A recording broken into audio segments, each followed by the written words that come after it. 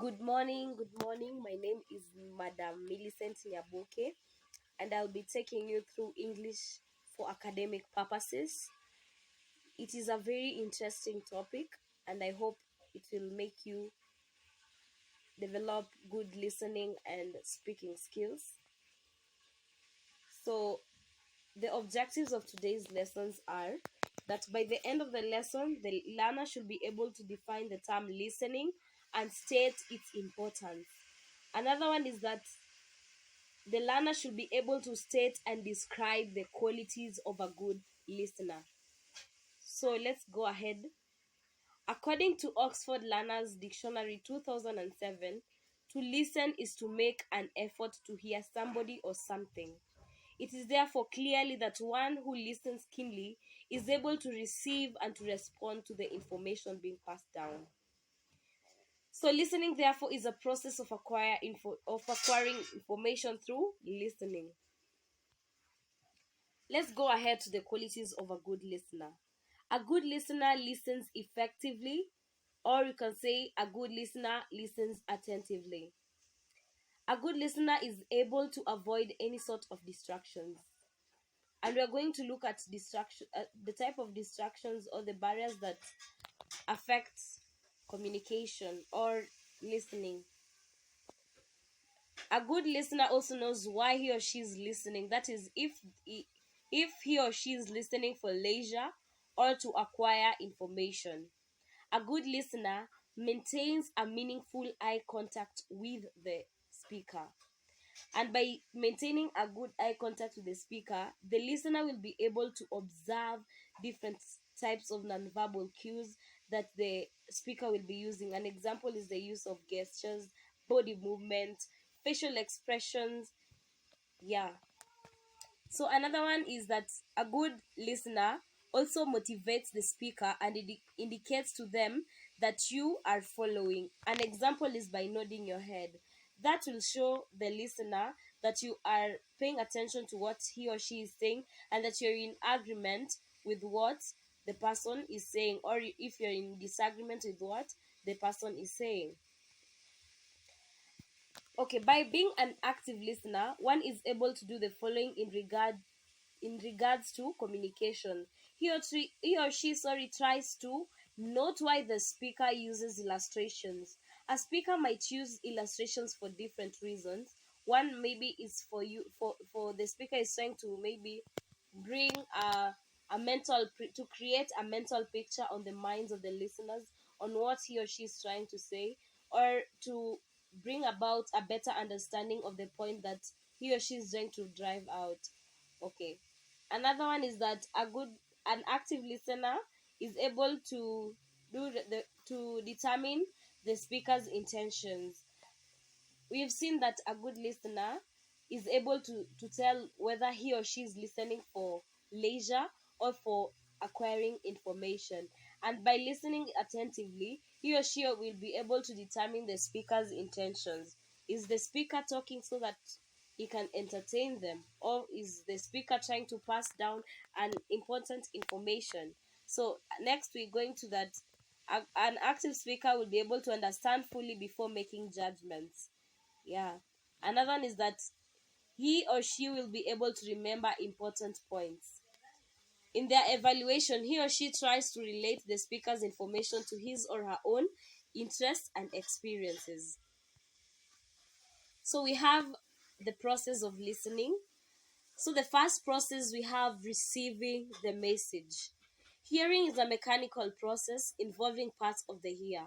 Listening is more composite perceptual. So this is whereby when the speaker is talking, the first thing you do is that you receive whatever the speaker is trying to communicate.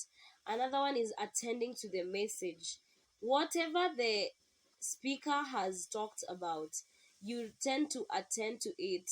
One takes a particular message and acts on it. So the other thing is that assigning meaning. After receiving and attending to the message, you then assign meaning to what the speaker is trying to communicate. And the last process is remembering. This is a very important process because it helps the speaker know if the listener was listening, and also if they got what the speaker was trying to communicate. So let's go to the principles of listening. The first one is stop talking and listen. You cannot talk at the same time as the speaker is talking. So you have to stop talking and listen. You also have to prepare yourself to listen, e.g., by relaxing. Yeah. You can also put the speaker at ease by making them feel free to talk to them. You can also nod your head and maintain eye contact. You can also remove distractions and also empathize. This is by putting yourself on the person's shoe, the speaker's shoe. Let's continue. Be patient. Also avoid perceptual prejudices.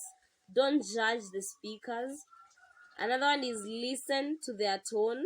Whatever they're trying to communicate, if you don't listen attentively to the tone they're using, you might have different you might interpret the information differently. For example, when I say I'm really sad, that shows that indeed I'm really sad. I'm in a kind of depressed moment. But if I say I am sad, just maybe that is just telling someone that maybe the person has made you sad or something. Let's continue. You can also listen for ideas, not words. Some listeners tend to listen to words and how the speaker articulates their words, and by doing that, they end up getting lost on what the speaker is trying to say. You can also wait and watch for the nonverbal cues or the nonverbal communication. Some of these nonverbal communication, are the use of gestures, body movement, facial expressions. So we have different reasons why we listen. So you might be listening for information, and for you to listen for information, the first thing you should do, you should identify the main ideas. The other thing is that you should identify supporting materials. You should also form a mental outline, and you can also prepare what will come next. Yeah, you can also sorry relate. You can also pick on relating points to your experience, and also looking for similarities and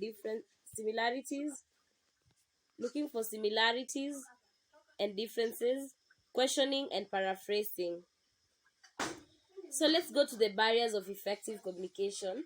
We have distractions as the first barrier. We have physical distractions, mental distractions, auditory distractions, and visual distractions. So physical distractions can be uh maybe you have a problem with your body, something is paining you. You can also have the mental distractions, whereby you're being distracted by thinking about something which is contrary to what the speaker is talking about. You can be through by auditory, where we can say that when the voice is not clear, maybe the speaker is not that audible, you might be easily distracted. And visual distraction is whereby maybe you might perceive something, or you might see something and get easily distracted. So you also have excessive attachment to personal belief as a barrier. Maybe you don't want to believe on what the speaker is saying, and you only want to believe on what you know. Another thing is emotions.